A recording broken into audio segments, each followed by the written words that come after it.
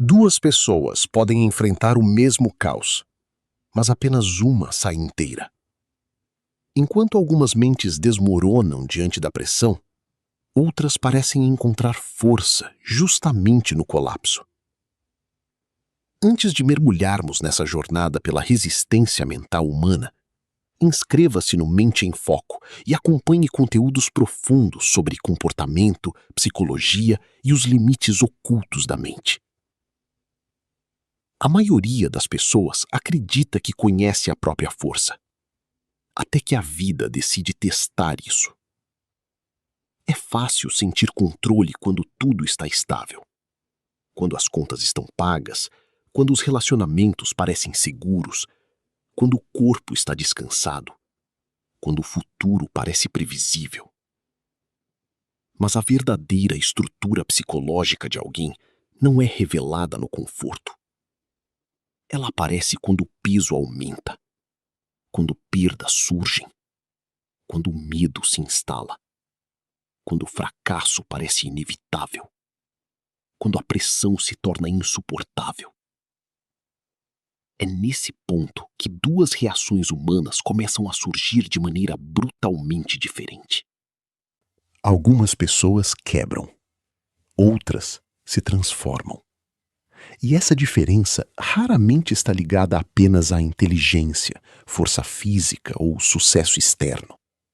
Na maioria das vezes, ela está profundamente conectada à forma como a mente interpreta sofrimento, ameaça e adversidade.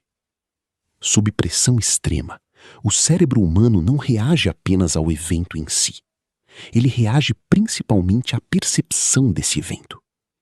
Ou seja, duas pessoas podem viver a mesma crise, mas experimentar impactos psicológicos completamente distintos.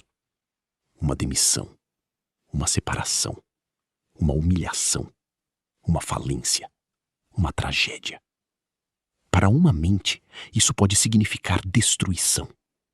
Para outra, adaptação. Essa diferença começa em padrões internos desenvolvidos ao longo da vida. Experiências anteriores, modelos emocionais, capacidade de autorregulação, narrativas internas, resiliência aprendida. Quando a pressão surge, o cérebro rapidamente avalia. Isso é o fim ou é um desafio? Essa interpretação muda tudo. Pessoas que entram em colapso frequentemente não quebram apenas pela situação. Elas quebram pela sensação de impotência absoluta. Quando alguém acredita não possuir recursos emocionais para lidar com determinada dor, o peso psicológico se multiplica. O problema não é apenas a pressão, é a percepção de incapacidade diante dela. Essa combinação pode gerar ansiedade extrema, paralisia, fuga emocional, autossabotagem, colapso psicológico. Por outro lado, indivíduos mais resistentes tendem a possuir algo poderoso, a crença, mesmo mínima, de que podem suportar. Não significa ausência de medo, não significa ausência de sofrimento, significa presença de estrutura interna. Essa estrutura muitas vezes nasce de experiências difíceis anteriores, disciplina emocional ou desenvolvimento consciente. A pressão não cria caráter do zero. Ela revela estruturas já existentes. O medo não destrói apenas decisões.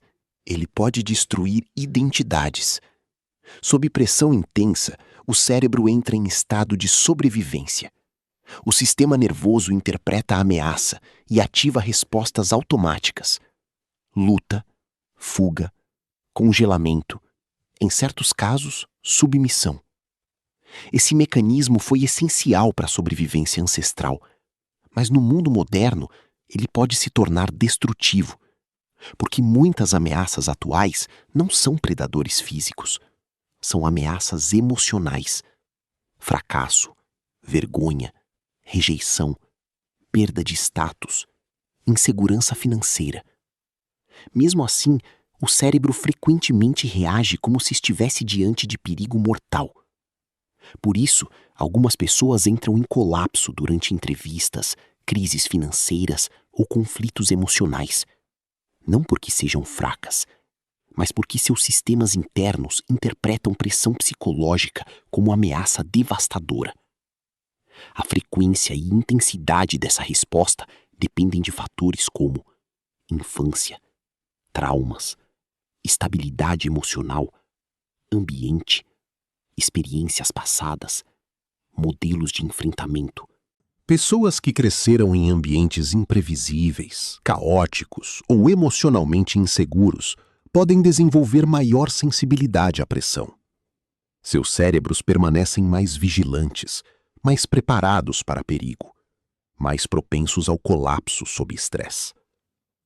Enquanto isso, indivíduos que aprenderam estratégias de enfrentamento tendem a desenvolver maior tolerância. Isso não significa invulnerabilidade, mas significa maior capacidade de reorganização diante do caos. Existe uma crença equivocada de que pessoas resilientes simplesmente nasceram mais fortes. Na prática, resistência psicológica costuma ser construída. Ela nasce quando alguém enfrenta a dor e aprende a sobreviver sem perder totalmente sua estrutura.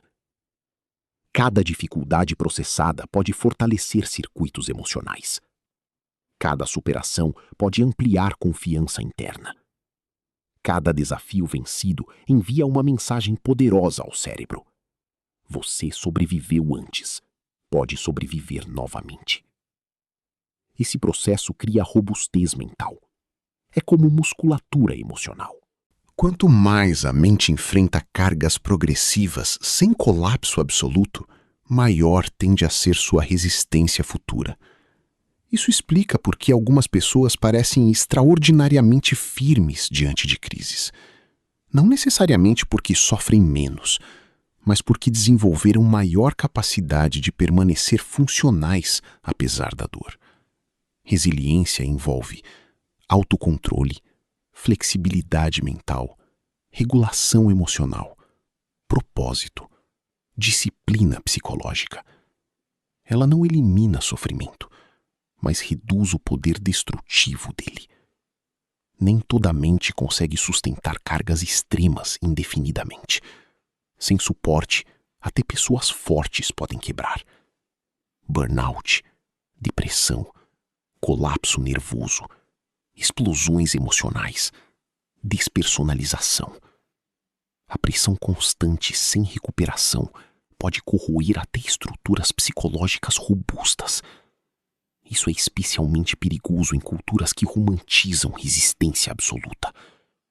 A verdadeira força não está apenas em suportar, está também em reconhecer limites, pedir ajuda.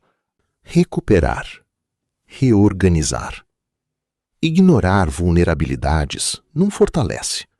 Frequentemente, acelera colapsos. A mente pode ser treinada. Alguns princípios fundamentais incluem: 1. Exposição gradual ao desconforto. Pequenos desafios fortalecem tolerância. 2. Controle fisiológico.